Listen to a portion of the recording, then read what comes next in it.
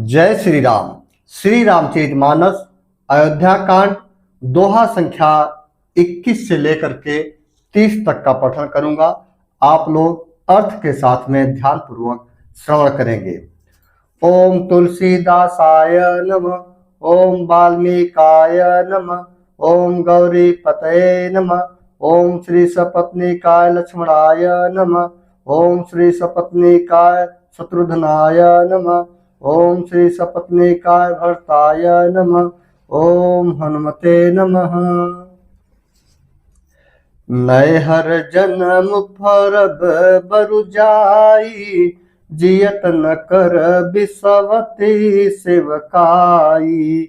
अरि बस दैव जियावत जाही, मरनु नीक तेहि जीवन चाही। मैं भले ही नैहर जाकर वहीं जीवन बिता दूंगी, पर जीते जी सौत की चाकरी नहीं करूंगी। दैव जिसको शत्रु के वश में रखकर जिलाता है, उसके लिए तो जीने की अपेक्षा मरना ही अच्छा है। मंथरा के द्वारा कैकेयी को बहलाना फुसलाना कारगर साबित हुआ, और कैकेयी के मन में जो है कि यह बात मंथरा की बात घर कर गई। दीन बचन कह बहुविधि रानी, सुन कुबरी तिय माया ठानी। अस कस कहम मानि मन ऊना, सुख सुहाग तुम कहूँ दिन दूना। रानी ने बहुत प्रकार के दीन वचन कहे। उन्हें सुनकर कुबरी ने त्रिया चरित्र फैलाया। वह बोली, तुम मन में ग्लानि मानकर ऐसा क्यों कर रही हो? तुम्हारा सुख सुहाग दिन दिन दूना होगा। जेहि राउर अति अनभलता का, सोई पाई यहूँ फल परिपाका। जब ते कुमत सुना मैं स्वामिनी, भूख न बासर नींद न जामिनी।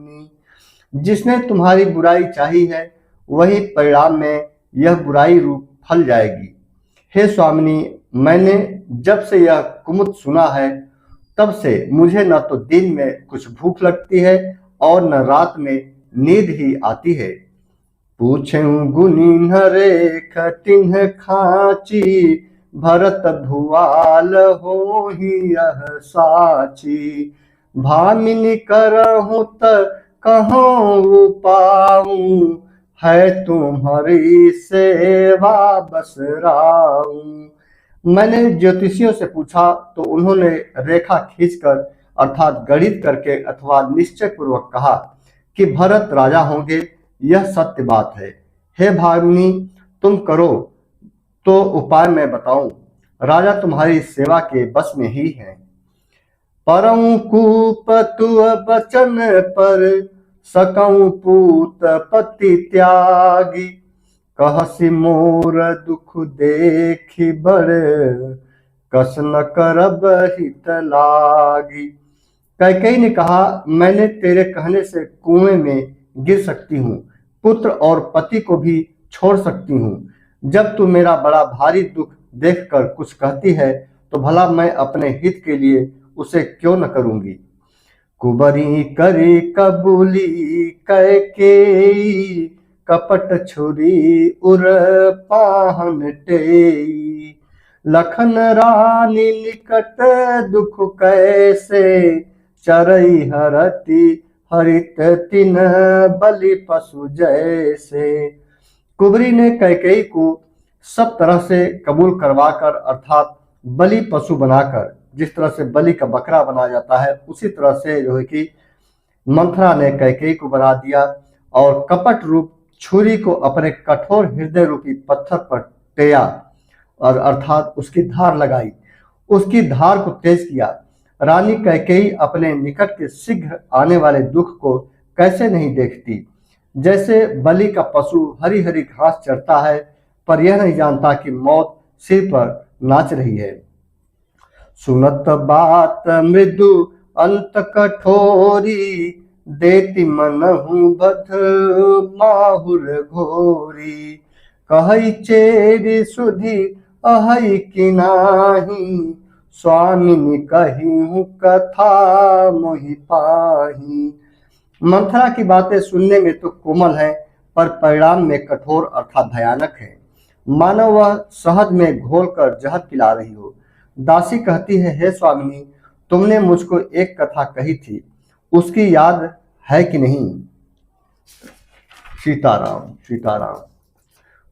दुई बरदान भूप सन थाती, मागहूँ आज जुड़ावहूँ छाती। सुतहि राजु रामहि बनवासु, देहूँ लेहूँ सब सवति हुलासु। तुम्हारे दो वरदान राजा के पास धरोहर है, आज उन्हें राजा से मांग कर अपनी छाती ठंडी करो। पुत्र को राज्य और राम को वनवास दो, और सौत का सारा आनंद तुम ले लो। भूपति राम शपथ जब करई, तब मांगे हूँ जही बचनु न टरई। होई काजु आजु निसि बीते, बचनु मोर प्रिय माने हूँ जीते। जब राजा राम की सौगंध खा ले तब वर मांगना, जिससे वचन न टलने पावे। आज की रात बीत गई तो काम बिगड़ जाएगा।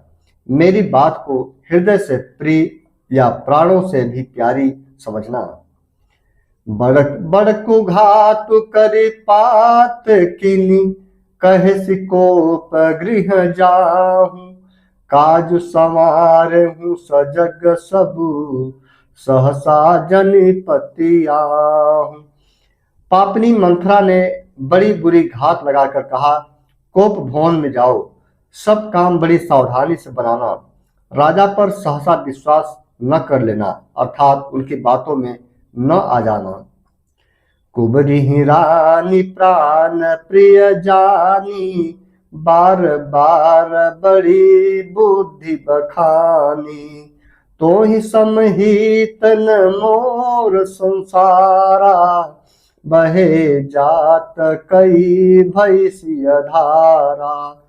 कुबरी को रानी ने प्राणों के समान प्रिय समझकर बार बार उसकी बड़ी बुद्धि का बखान किया और बोली, संसार में मेरा तेरे समान हितकारी और कोई नहीं है। तो मुझ बही जाती हुई के लिए सहारा हुई है। जो विधि पूरब मनोरथ काली, करो तो ही चख पुतरी आली। बहुविधि चेरि यादरु देई, कोप भवन गवनी कैकेयी। यदि विधाता कल मेरा मनोरथ पूरा कर दें तो हे सखी, मैं तुझे आंखों की पुतली बना लूं। इस प्रकार दासी को बहुत तरह से आदर देकर कैकेयी कोप भवन में चली गई। विपत्ति बीजु बरसा ऋतु चेरी, भूई भई कुमति कैकेयी केरी। पाई कपट जलु अंकुर जामा, बरदो दल दुख फल परिणामा। विपत्ति अर्थात कलह बीज है, दासी वर्षा अर्थात ऋतु है, कैकेयी की कुबुद्धि अर्थात उस बीज के बोने के लिए जमीन हो गई। उसमें कपट रूपी जल पाकर अंकुर फूट निकला। दोनों वरदान उस अंकुर के दो पत्ते हैं और अंत में इसके दुख रूपी फल होगा। मित्रों, यह चौपाई बहुत ही खास और बहुत ही सारगर्भित और समझने वाली बात है। कोप समाजु साजी सब सोई, राजु करत निज कुमति बिगोई। राउर नगर कोलाहल होई, यह कुचाली कछु जानन कोई। यह प्रकृति की कैसी विडंबना है। प्रभु श्री राम जो सभी के रखवाले हैं, आज उन्हीं को जो है कि वनवास का सोच, वनवास के लिए जो है कि मंथरा के द्वारा, कैकेयी के द्वारा जो है कि भेजने के लिए बुद्धि अपनाई जा रही है। तरह तरह के तरीके अपनाए जा रहे हैं कि कैसे उनको वनवास भेजा जाए। कैकेयी कोप का सब साज सजाकर कोप भवन में जा सोई। राज्य करती हुई वह अपनी दुष्ट बुद्धि से नष्ट हो गई। राजमहल और नगर में धूमधाम मच रही है। इस कुचाल को कोई कुछ नहीं जानता।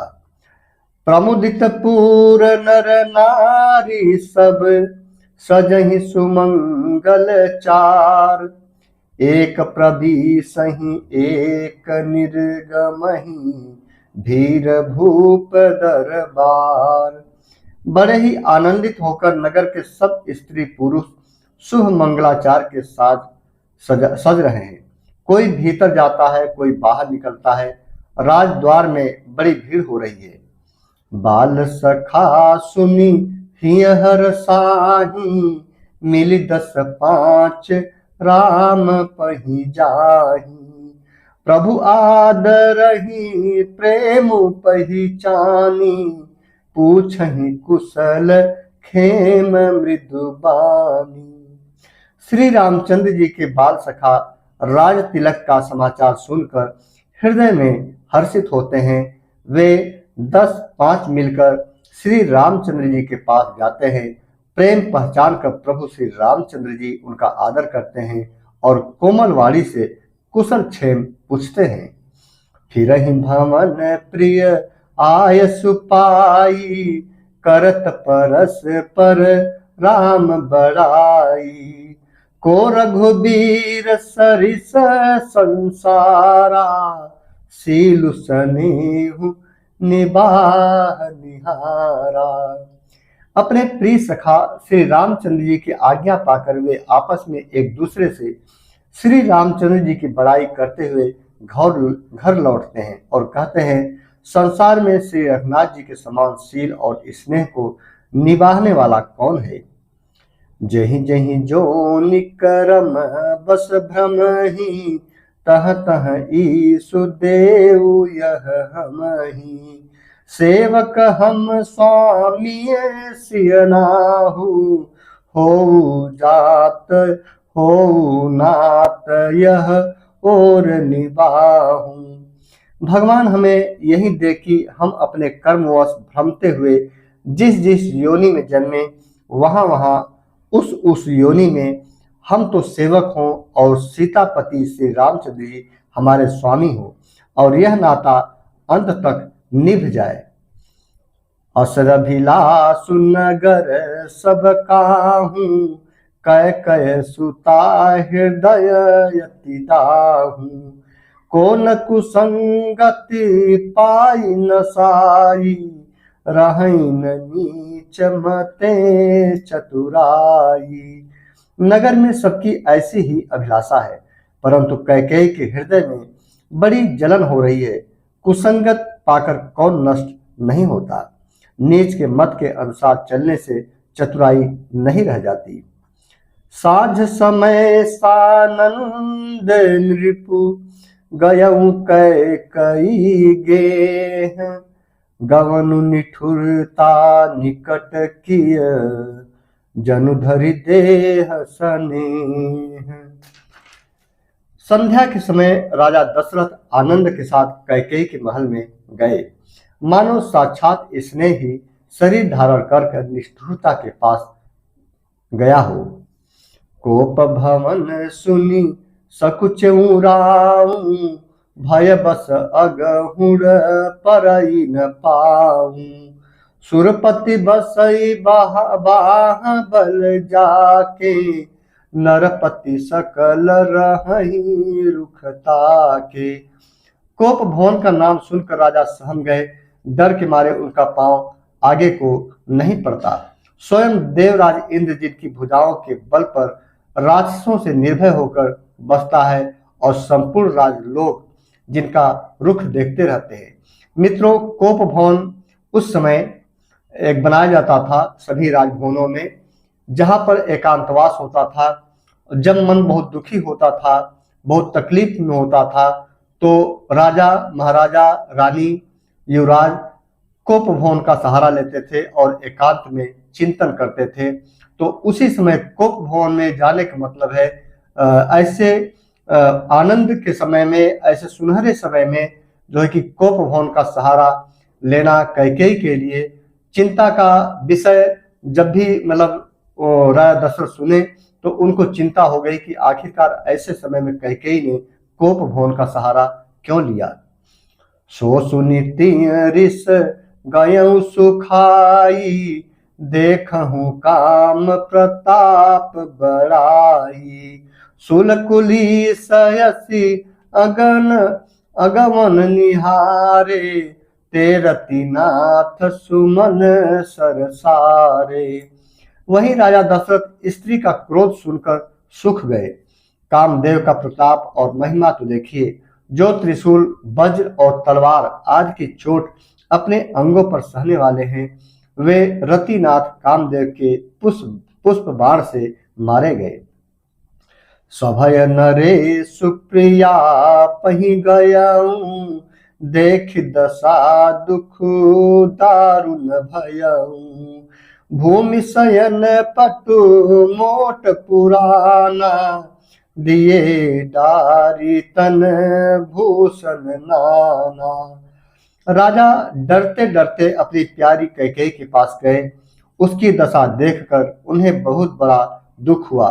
कैकेयी जमीन पर पड़ी है, पुराना मोटा कपड़ा पहने हुए है, शरीर के नाना आभूषणों को उतारकर फेंक दिया है।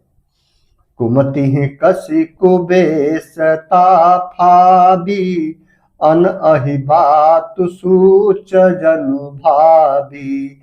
जाई निकट नृपु कह मृदु बानी, प्राण प्रिया केहि हेतु रिसानी।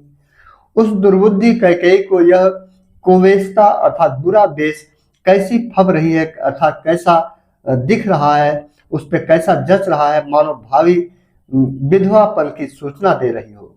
राजा उसके पास जाकर कोमल वाणी से बोले, हे प्राण प्रिय, किस लिए रिसाई हो, अर्थात किस लिए नाराज हो, किस लिए रूठी हुई हो। यहाँ उस समय के जो पल था उसको महाकवि तुलसीदास जी ने एक सुंदर छंद के माध्यम से उसके गहराइयों को अभिव्यक्त करने का प्रयास किया है। वह सुंदर छंद आप लोग सुनिए। कहीं है तुरानी रिसानी पर सत, पानी पति ही नेवारई।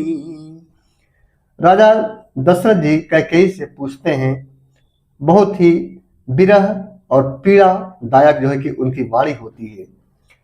कही है तुरानी रिसानी पर सत, पानी पति ही नेवारई। मानहु सरोस भुअंग भामिन, विषम भांति निहारई। दो बासना रसना दसन बर, मरम ठाहरु देखई। तुलसी निपति भवत भव्यता बस, काम कौतुक लेखई। हे रानी, किस लिए नाराज हो, किस लिए रूठी हो। यह कहकर राजा उसे हाथ से स्पर्श करते हैं तो वह उनके हाथ को झटक कर हटा देती है और ऐसी देखती है मानो क्रोध में भरी हुई नागिन क्रूर दृष्टि से देख रही हो।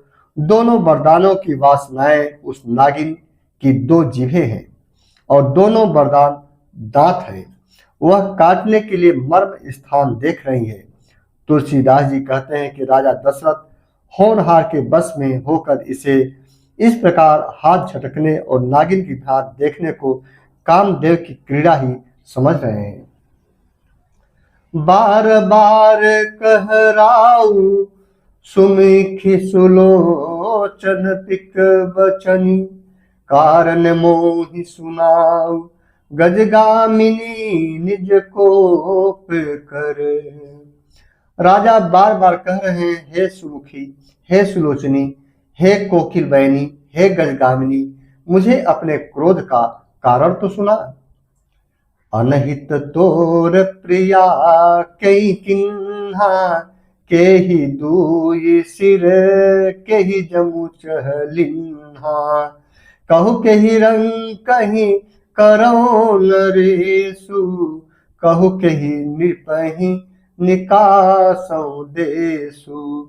हे प्रिय, किसने तेरा अनिष्ट किया? किसके दो सिर हैं? यमराज किसको लेना अर्थात अपने लोक को ले जाना चाहते हैं? कह, किस कंगाल को राजा कर दूं या किस राजा को देश से निकाल दूं? सकऊं तोर अरि अमरऊ मारी, काह कीट बपुरे नर नारी। जानसी मोर सुभाव बरोरु, मनु तव आनन चंद चकोरु। तेरा शत्रु अमर देवता भी हो तो मैं उसे भी मार सकता हूँ। बेचारे कीड़े मकोड़े सरीखे नर नारी तो चीज ही क्या है। हे सुंदरी, तू तो मेरा स्वभाव जानती ही है कि मेरा मन सदा तेरे मुख रूपी चंद्रमा का चकोर है। प्रिया प्राण सुत सरबसु मोरे, परिजन प्रजा सकल बस तोरे। जो कछु कहो कपटु करी तोहि, भामिनी राम सपथ सत मोहि। हे प्रिय, मेरी प्रजा, कुटुंबी, सर्वस्व, संपत्ति, पुत्र, यहाँ तक कि मेरे प्राण भी, ये सब तेरे बस में अधीन है। यदि मैं तुझसे कुछ कपट करके कहता हूं तो हे भामिनी, मुझे 100 बार राम की सौगंध है। बिहसी मागु मन भावती बाता, भूषण सजहि मनोहर गाता। घरी कुघरी समुझी जिय देखूं, बेगी प्रिया परिहरहि को बेसू। तू हंसकर अर्थात प्रसन्नता पूर्वक अपनी मन चाही बात मांग ले और अपने मनोहर अंगों को आभूषणों से सजा। मौका बेमौका तो मन में विचार कर देख। हे प्रिय, जल्दी इस बुरे वेश को त्याग दे। यह सुनी मन गुनी सपथ बड़ी, बिहसी उठी मति मंद। भूषण सजति बिलो की मृगु, मनहु की राति निफंद। यह सुनकर और मन में राम जी की बड़ी सौगंध को विचार कर मंद बुद्धि कैकेयी हंसती हुई उठी और गहने पहनने लगी, मानो कोई भीलनी मृग को देखकर फंदा तैयार कर रही हो। पुनि कहराउ हृदय जिय जानी, प्रेम पुलकी मृदु मंजुल बानी। भामिनी भयऊ तोर मन भावा, घर घर नगर आनंद बधावा। अपने जी में कैकेयी को सुहृदय जानकर राजा दशरथ जी प्रेम से पुलकित होकर कोमल और सुंदर वाणी से फिर बोले, हे भामिनी, तेरा मन चीता हो गया। नगर में घर घर आनंद के बधावे बज रहे हैं। राम ही देऊ काली जुबराजू, सजहि सुलोचनी मंगल साजू। दलक उठऊ सुनि हृदय कठोरू, जनु छुई गयाऊ पाक बर तोरू। मैं कल ही राम को युवराज पद दे रहा हूं, इसलिए हे सुनैनी, तुम मंगल साज सज। यह सुनते ही उसका कठोर हृदय दलक उठा, फटने लगा, मानो पका हुआ बाल तोड़ फोड़ा छू गया हो। ऐसे पीर बिहसी तहि गोई, चोर नारी जिमी प्रगट न रोई। लखइन भूप कपट चतुराई, कोटि कुटिल मणि गुरु पढ़ाई। ऐसी भारी पीड़ा को भी उसने हंसकर छिपा लिया, जैसे चोर की स्त्री प्रकट होकर नहीं रोती, अर्थात जिसमें उसका भेद न खुल जाए। राजा उसकी कपट चतुराई को नहीं लख रहे हैं, क्योंकि वह करोड़ों कुटिलों की शिरोमणि गुरु मंत्रा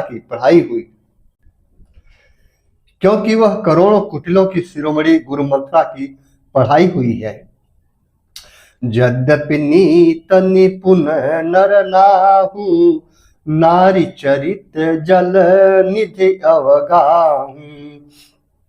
कपट स्नेहु बढ़ाई बहोरी, बोली बिहसी नयन मुह मोरी। यद्यपि राजा नीति में निपुण है परंतु त्रिया चरित्र अथाह समुद्र है। फिर यह कपट युक्त प्रेम बढ़ाकर, ऊपर से प्रेम दिखाकर, नेत्र और मुंह मोड़कर हंसती हुई बोली, मांगू मांगू पै कहाऊं पिय, कबहु न देहु न लेहूं, देन कहूं बरदान दुई, तेऊ पावत संदेहु। हे प्रीतम, आप मांग मांग तो कहा करते हैं, परंतु देते लेते कभी कुछ भी नहीं। आपने 2 वरदान देने को कहा था, उनके भी मिलने में संदेह है। जाने उमर मुराऊ हंसी कही, तुम्ही कुहाब परम प्रिय आई, थाती राखिन मागिहु काऊ, बिसर गयऊ मोहि भोर सुभाऊ। राजा ने हंसकर कहा, अब मैं तुम्हारा मर्म मतलब समझा। मान करना तुम्हें परम प्रिय है। तुमने उन वरों को थाती धरोहर रखकर फिर कभी मांगा ही नहीं, और मेरा भूलने का स्वभाव होने से मुझे भी वह प्रसंग याद नहीं रहा। झूठ हूँ थमहि दो सुजनी देहूं, दुई कै चारि मागी मकुले हूँ, रघुकुल रीति सदा चली आई, प्राण जाहूं बरु वचन न जाई। मुझे झूठ मूठ दोष मत दो, चाहे 2 के बदले 4 मांग लो। रघुकुल में सदा से यही रीत चली आई है कि प्राण भले ही चले जाएं, पर वचन नहीं जाता। नहीं असत्य सम पातक पूजा, गिरि सम होहि की कोटिक गूंजा, सत्य मूल सब सुकृत सुहाए, वेद पुराण विदित मनु गाए। असत्य के समान पापों का समूह भी नहीं है। क्या करोड़ों घुंघचियां मिलकर भी कहीं पहाड़ के समान हो सकती हैं?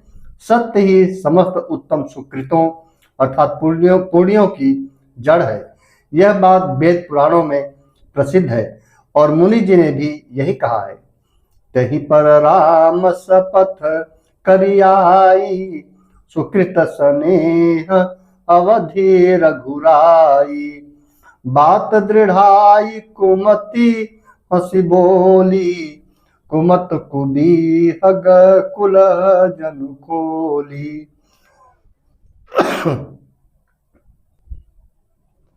उस पर मेरे श्री राम जी की शपथ करने में आ गई, मुंह से निकल पड़ी। श्री रघुनाथ जी मेरे सुकृत पुण्य और स्नेह की सीमा है।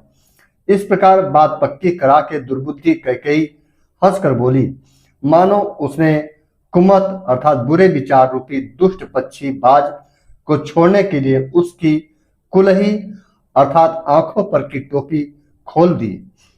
भूप मनोरथ सुभग बनु, सुख सुबिहंग समाजु, भिल्लिनी जिमि छाड़न चाहती, बचनु भयंकर बाजु।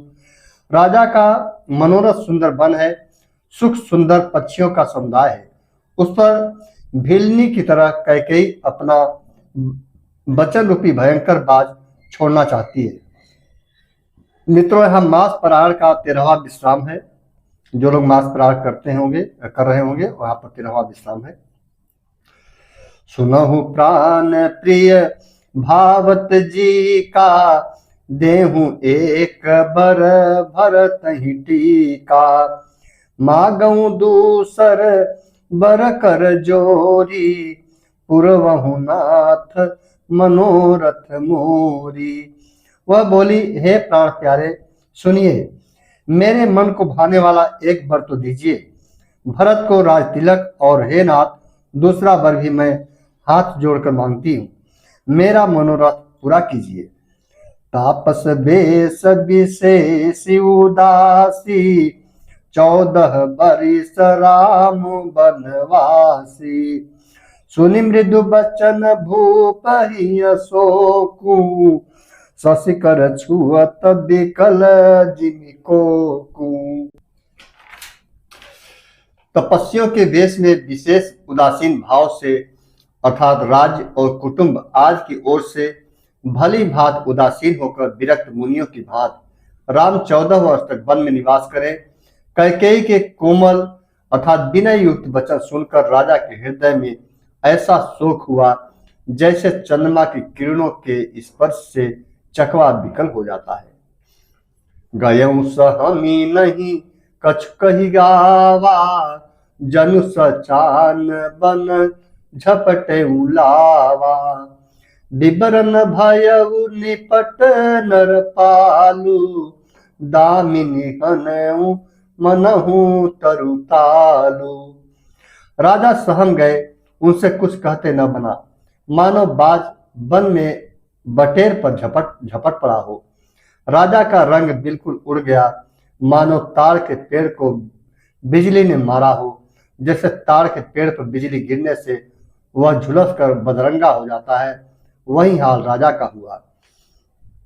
माथे हाथ मुदी दो लोचन, तनु धरि सोचु लाग जनु सोचन। मोर मनोरथ सुरतरु फूला, फरत करिनि जिमि हतहु समूला। माथे पर हाथ रखकर दोनों नेत्र बंद करके राजा ऐसे सोच करने लगे मानो साक्षात सोच ही शरीर धारण कर सोच कर रहा हो। वे सोचते हैं, हाय मेरा मनोरथ रूपी कल्प वृक्ष फूल चुका था, परंतु फलते समय कैकेयी ने हथनी की तरह उसे जड़ समेत उखाड़ कर नष्ट कर डाला। अवध उजारि किन्हि कैकेयी, दिन्हि सि अचल विपत्ति कैनेयी। कैकेयी ने अयोध्या को उजाड़ कर दिया और विपत्ति की अचल अर्थात सुदृढ़ नींव डाल दी। कवने अवसर का भयम, गयऊ नारी विश्वास। जोग सिद्धि फल समय जिमि, जति अविद्या नाश।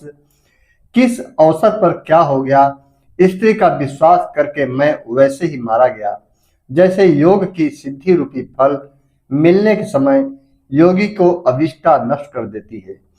यही विधि राव मन ही मन झाखा, देख कुभाति कुमति मन माखा। भरत की राउर पूतन होही, आने हूँ मोल बेसाही की मोही। इस प्रकार राजा मन ही मन झींक रहे हैं। राजा का ऐसा बुरा हाल देखकर दुर्बुद्धि कैकेयी मन में बुरी तरह से क्रोधित हुई और बोली, क्या भरत आपके पुत्र नहीं है? क्या मुझे आप दाम देकर खरीद लाए हैं? क्या मैं आपकी विवाहिता पत्नी नहीं हूं? जो सुनी सरु अस लाग तुम्हारे, जो सुनी सरु अस लाग तुम्हारे। काहे न बोलहूं बचन सुभारे, देहूं उतरू अनु करहूं कि नाही। सत्य संध तुम रघुकुल माही। जो मेरा वचन सुनते ही आपको बाण सा लगा तो आप सोच समझ कर बात क्यों नहीं कहते? उत्तर दीजिए, हाँ कीजिए, नहीं तो नहीं कर दीजिए। आप रघुवंश में सत्य प्रतिज्ञा वाले प्रसिद्ध हैं। देन कहूं अब जनि बर देहूं, तजहूं सत्य जग अपजसु लेहूं। सत्य सराही कहूं बरु देना, जानहूं लेहि मागी चबेना। आपने ही बर देने को कहा था, अब भले ही न दीजिए। सत्य को छोड़ दीजिए और जगत में अपयश लीजिए। सत्य की बड़ी सराहना करके वर देने को कहा था, समझा था कि यह शबेना ही मांग लेगी। शिविदधीच बलि जो कछु भाषा, तनु धनु तजऊ बचन पनुगाखा। अति कटु बचन कहती कैकेयी, मनहु लोन जरे पर देई। राजा शिवी, दधीची और बलि ने जो कुछ कहा, शरीर और धन त्याग कर भी उन्होंने अपने वचन की प्रतिज्ञा को निभाया। कैकेयी बहुत ही कड़वे वचन कह रही है, मानो जलने पर नमक छिड़क रही हो। धर्म धुरंधर धीर धरी नयन उघारे राय, सिर धुनि लिन्हि उसास असी, मारे सिमोहि कुठाय। धर्म की धुरी को धारण करने वाले राजा दशरथ को धीरज धरकर नेत्र खोले और सिर धुन कर तथा लंबी सांस लेकर इस प्रकार कहा कि इसने मुझे बड़े कुठौरा मारा, अर्थात ऐसी कठिन परिस्थिति उत्पन्न कर दी जिससे बच निकलना कठिन हो गया। मित्रों, यहाँ पर श्री रामचरितमानस अयोध्या कांड का दोहा संख्या 30 संपन्न होता है। अगली कड़ी में दोहा संख्या 31 से प्रारंभ करूंगा। जय श्री राम।